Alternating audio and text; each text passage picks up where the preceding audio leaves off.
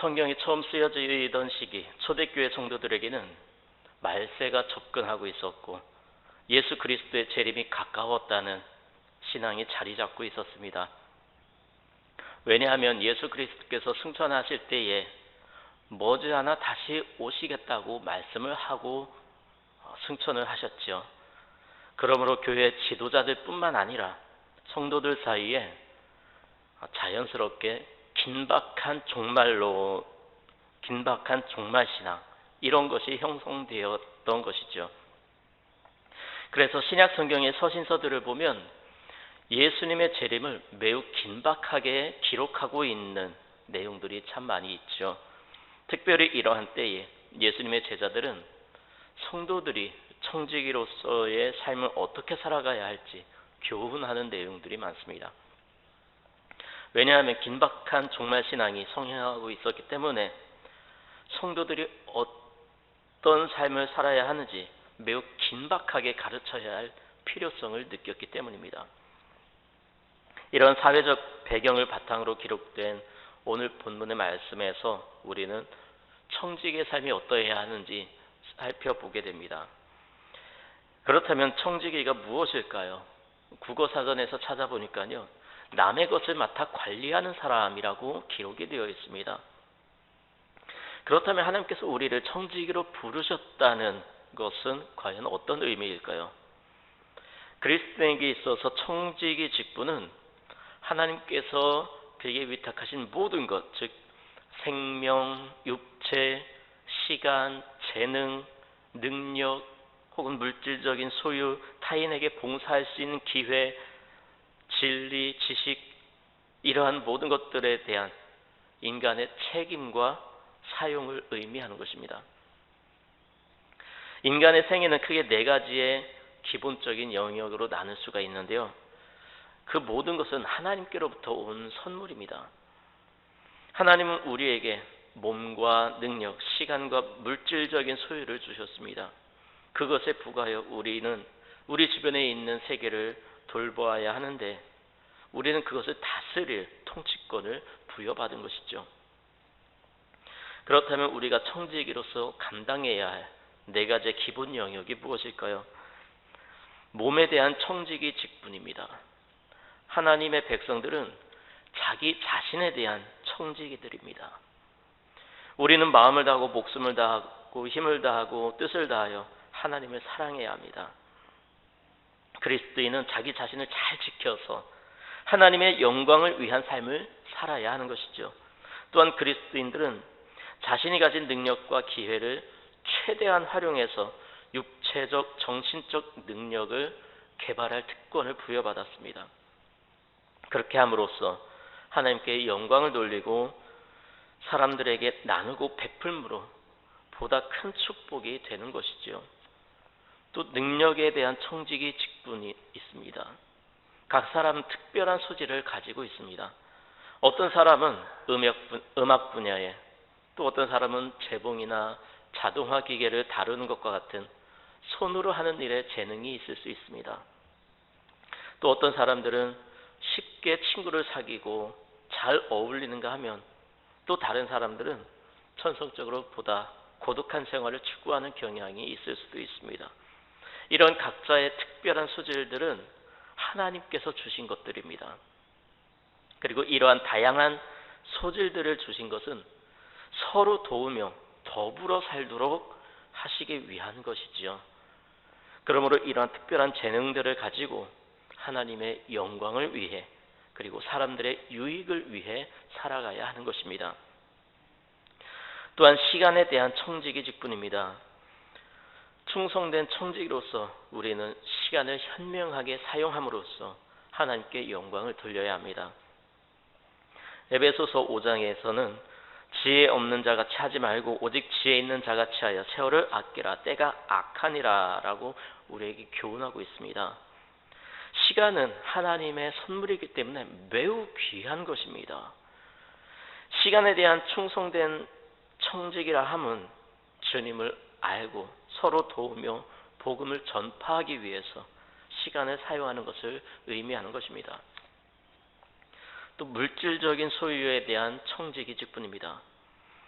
하나님께서는 우리의 첫 조상에게 땅을 개간하고 동물들을 다스리고 또 에덴 동산을 돌보는 책임을 맡겨주셨습니다. 그런데 하나님은 그들에게 한 가지 제한을 두셨죠. 그것은 바로 선악을 알게 하는 나무의 실과는 먹지 못하도록 하셨던 것입니다. 이 나무는 하나님께서 이 세상의 소유주로서 최종적인 권위를 가지신 분임을 끊임없이 상기시켜 주셨습니다. 하지만 인간들은 하나님께서 금하신 그 나무의 실과를 먹음으로써 타락을 했고, 그리고 그 후 하나님께서는 더 이상 선악과를 통해서 우리 인간들을 테스트하실 수가 없었습니다. 그러나 하나님은 하나님 자신이 모든 선하고 온전한 물질의 근원이시며 재물 얻을 능력을 주시는 분이심을 끊임없이 우리 인간들에게 상기시켜줄 어떠한 요소를 여전히 필요로 하셨습니다.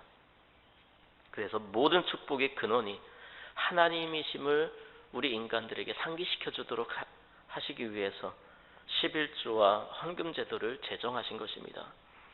이처럼 하나님은 우리들을 청지기로 부르시고 여러 가지 일들을 맡겨주심으로써 그 사명을 감당하도록 하셨습니다. 이제 오늘 말씀을 통해 하나님께서는 우리가 어떤 자세로 청지기의 사명을 감당하기를 원하는지를 깨달으시고 여러분을 청지기로 부르신 하나님의 부르심에 응답하여 하나님께서 원하시는 선한 청지기의 삶을 살아가시기 바랍니다. 그렇다면 하나님께서 원하시는 청지기로 살기 위해서 우리는 어떠한 자세를 가져야 할까요? 먼저 기도해야 합니다. 하나님의 청지기는 하나님의 뜻을 알기 위해서 기도해야 합니다. 하나님의 청지기로 부름을 받았으면 하나님의 뜻대로 움직여야 하죠. 그러므로 하나님의 뜻을 알기 위해 기도해야 하는 것입니다. 특별히 오늘 본문 7절에서는 정신을 차리고 기도하라고 말씀하고 있습니다. 이 말씀은 성도들이 항상 예수 그리스도의 재림을 의식하면서 정신을 차리고 영적으로 긴장하며 성도로서의 합당한 생활을 해야 한다는 것을 의미하는 것입니다. 정신을 온전히 차리지 못하면 균형을 잃고 광신주의나 혹은 무관심에 빠지게 됩니다. 마지막 때를 살아가는 우리는 항상 종말을 의식하고 정신을 차려서 긴장을 해야 합니다. 또한 근심하며 기도해야 합니다. 근심은 건전한 마음을 갖는 것을 의미합니다. 원래 이 말은 술 취해 있다는 말에 대해서 술에 깨어 있다라는 의미를 가지고 있었습니다. 그 후 진지하게 또는 분별 있게 행동한다는 뜻으로 사용이 되었죠. 즉 그리스도인은 인생을 경솔하거나 무책임하게 살아서는 안 되는 것입니다. 또한 장난으로서가 아니라 분별력을 가지고 진지하게 살아가야 하는 것이죠. 진지하고 분별력 있는 생활 속에서 정도를 걷는 신앙생활이 확립이 될 것입니다. 즉 오늘이 이 땅에서의 마지막인 것처럼 매일의 삶을 살되 광신적인 자세로 들떠서는 안 되고 근신하는 가운데 온전한 신앙인으로 성숙해져 가야 하는 것입니다. 근신하는 삶이야말로 마지막 시대를 살아가는 성도들에게 합당한 삶의 자세인 것입니다. 오늘 본문은 세상의 심판을 알고 새로운 세계의 소망을 바라보는 그리스도인들이 갖춰야 할 마음 자세를 교훈하고 있습니다. 말세에 대한 믿음은 조금만 빗나가면 흥분과 근심 혹은 우울함으로 나아가게 되고 더 나아가서는 광신으로 이어지게 됩니다. 또한 세상 사람들은 내일이면 죽을 것이니 먹고 마시자라는 신조를 내세워서 방종에 빠지곤 합니다. 그러나 참된 그리스도인은 근심이 아닌 기쁨을 가져야 하고 광신이 아닌 신실한 믿음을 지키고 방종이 아닌 자기를 부인하는 삶을 살아야 하는 것입니다. 그래서 만물의 마지막이 가까웠다는 종말 의식으로 자기당착에 빠지는 것이 아니라 영의 성숙을 위해 힘써야 합니다. 그러므로 사도 바울이 유대교에서 기독교로 개종한 히브리인들의 그 영적인 미성숙을 꾸짖었던 것을 우리는 기억해야 합니다. 이처럼 우리는 청지기로서 하나님께 기도를 해야 합니다. 그런데 우리가 드려야 할 성숙한 기도는 내가 원하는 것을 획득하기 위해서 주세요, 주세요 하는 기도가 아니라 우리를 향한 하나님의 뜻을 발견하고자 애쓰는 열심히 있는 기도를 해야 합니다.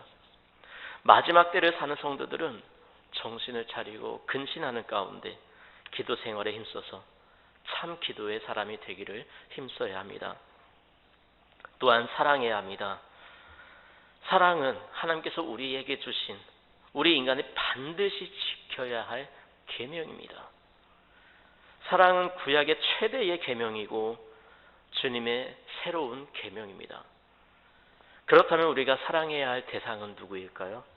먼저 하나님을 사랑해야 합니다. 우리는 마음과 성품과 힘과 목숨을 다해서 하나님을 사랑해야 합니다. 또한 예수 그리스도를 사랑해야 합니다. 그리고 이웃을 사랑하되 예수 그리스도께서 우리를 위해 십자가에서 자기의 생명을 바치신 것처럼 우리들 또한 그러한 사랑을 해야 하고, 예수님은 원수까지도 사랑해야 한다고 우리에게 가르쳐 주셨습니다. 그렇다면 사랑의 자세는 어떠해야 할까요? 오늘 말씀 8절에 보니까요, 뜨겁게 서로 사랑하라고 말씀하고 있습니다. 이것은 다른 모든 것보다 사랑을 더 실천해야 한다는 것을 의미하는 것이지요. 그리스도인의 사랑은 안이하고 감상적인 것이 아니라 사랑할 가치가 없는 것과 사랑할 수 없는 것조차도 사랑하는 것을 의미하고, 모욕과 손해에도 불구하고 사랑하는 것을 의미합니다. 이렇게 사랑함으로 사랑이 식어지지 않도록 해야 합니다. 또한 사랑하는 데 있어서 서로 사랑하라고 말씀하고 있습니다. 이것은 어느 한쪽은 받기만 하고 또 어느 한쪽은 사랑을 베풀기만 하고 이런 것이 아닙니다. 서로 사랑해야 하는 것입니다. 우리는 혼자 하는 사랑을 짝사랑이라고 합니다. 여러분, 짝사랑 해보셨나요? 짝사랑은 마음이 아픕니다. 상대방이 나의 사랑을 몰라줄 때, 받아주지 않을 때 마음이 아픕니다. 하나님은 우리 인간들을 향해서 인류 역사가 시작된 이래 지금까지 짝사랑을 하고 계십니다. 아마도 하나님의 마음이 우리 사람들 같았으면 그 마음이 문드러졌을지도 모르겠습니다. 그러나 오늘날 지금까지도 하나님은 변함없이 우리 인류를 사랑하고 계십니다. 짝사랑하고 계십니다. 심지어 하나님을 믿는다고 교회에 다니는 많은 사람들이 있지만 그러한 하나님의 백성들을 향해서도 하나님은 짝사랑을 멈추지 않고 계십니다. 하나님을 믿는다고 교회에 다니기는 하지만 그 속에서 하나님을 향한 사랑이 없다면 하나님은 짝사랑을 하실 수밖에 없는 것이지요. 사랑은 쌍방이 함께 할 때에 가슴이 아프지 않습니다. 그런데 우리가 이렇게 사랑해야 하는 이유가 무엇일까요? 오늘 말씀을 보니까요, 사랑은 허다한 죄를 덮는다고 말씀하고 있습니다. 물론 사랑이 허다한 죄를 덮어준다는 것은 인간의 사랑이 상대방의 죄를 대속한다는 의미는 아닙니다. 다만 성도는 그리스도께서 우리 죄인을 사랑하셨듯이 서로 사랑함으로써 상대방의 허물을 덮어주라는 의미입니다.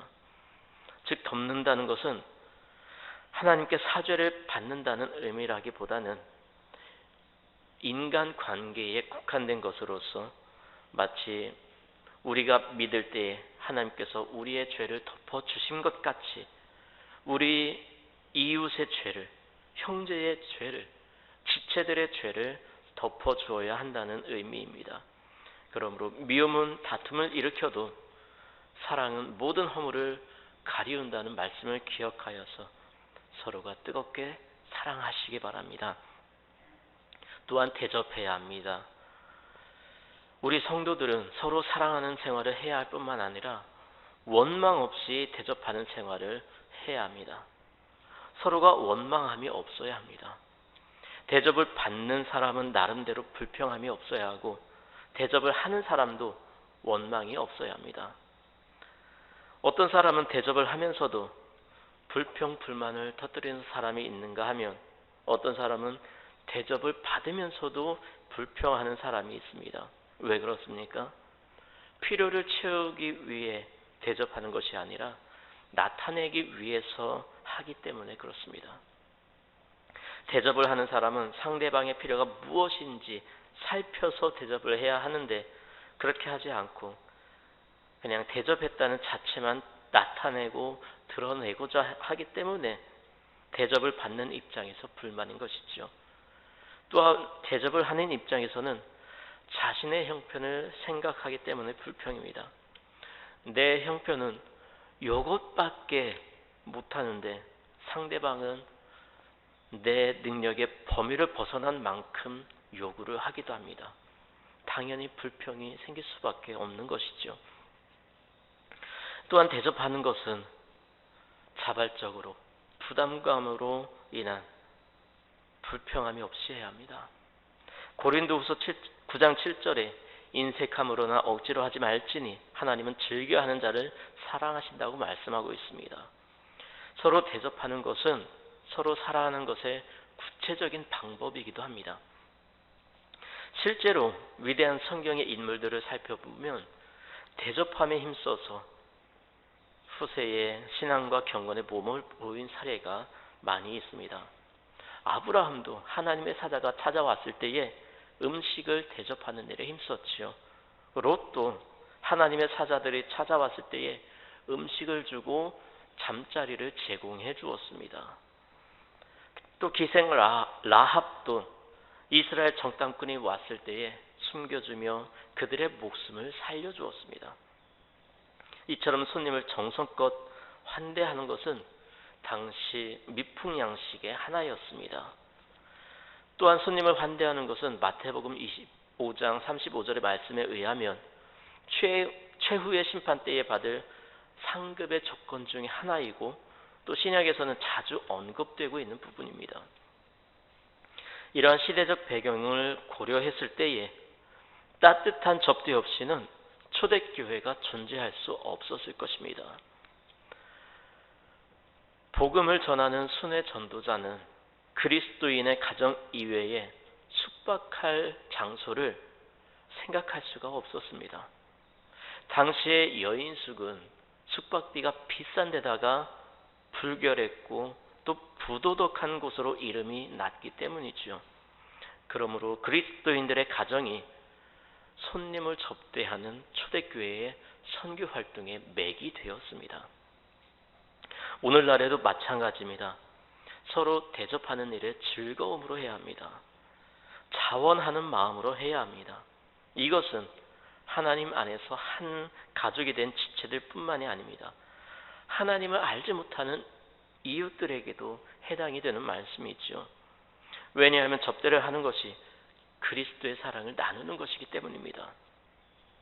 또한 시대에 따라 환경은 바뀌지만 사람의 마음은 같기 때문에 접대를 잘 하는 것도 하나님의 영광을 드러내는 일이고 또 하나님께서 원하시는 일입니다.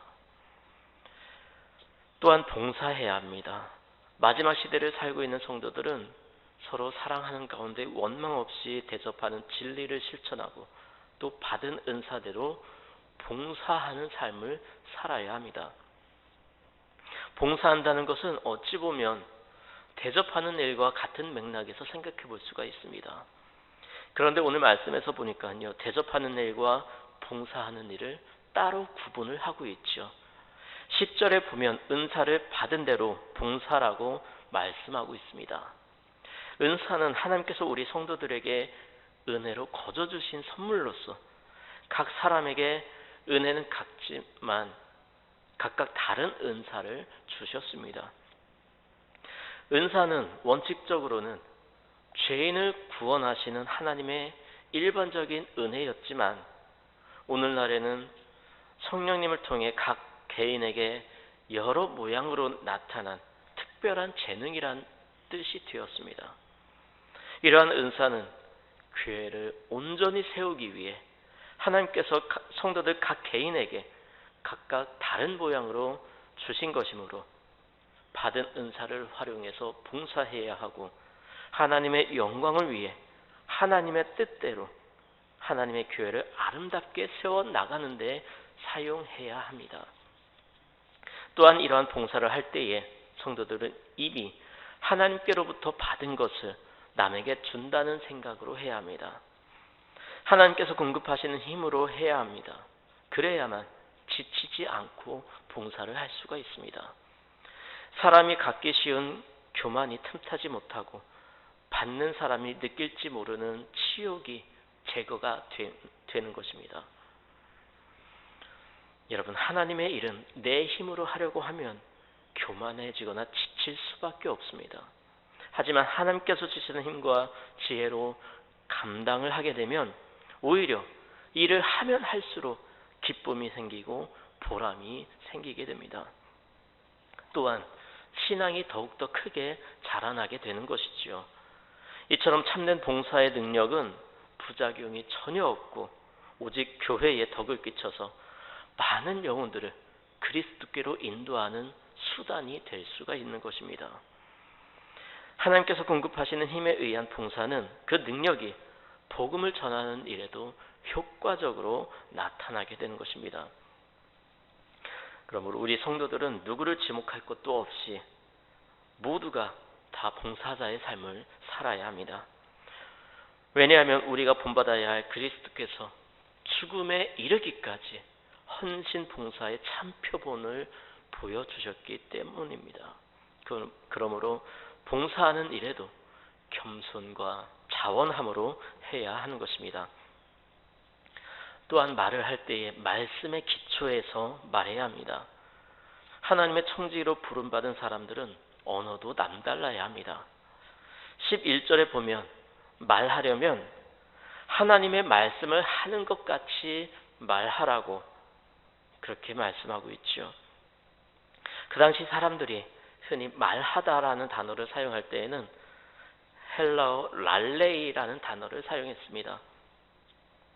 여기서 누가 말하려면이라는 이 말씀은 특별히 오늘 본문에서는 공석에서 설교나 강의를 하는 것뿐만 아니라 전도나 예언, 권면, 찬양, 간증, 방언, 통역 등 언어를 통해 드러나는 은사를 의미합니다.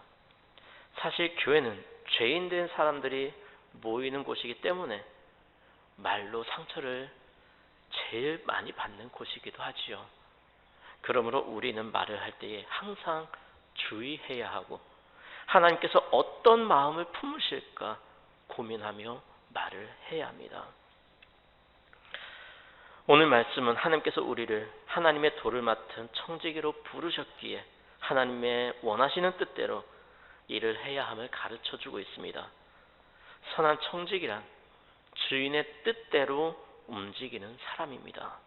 그러므로 하나님께 부름받은 우리들은 우리들의 주가 되시는 하나님의 뜻대로 움직임으로써 선한 청지기가 되어야 하는 것입니다. 고린도전서 10장 31절에 너희가 먹든지 마시든지 무엇을 하든지 다 하나님의 영광을 위하여 하라는 말씀처럼 하나님의 영광을 위해